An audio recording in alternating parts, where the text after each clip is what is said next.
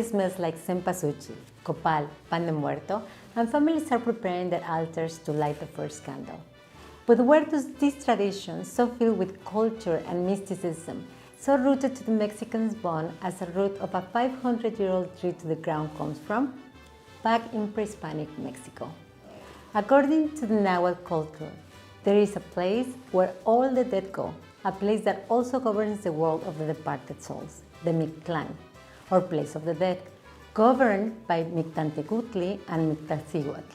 Among the ancient ceremonial practices, Mexico's stories point out that cremation was important, as it was believed that by keeping the ashes, Mictantecutli, god of hell, would let the dead out and rising again.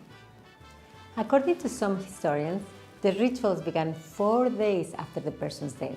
A lock of hair was cut from the top of the crown of his head, where they believed the memory of his soul was found, and placed in a small box, along with the hair taken at the time of his birth. The body was wrapped in fine blankets, and a jade representing the heart was placed in its mouth. A painted mask was placed over his face, and the body was adorned with the insignia of the god in whose temple he would rest forever.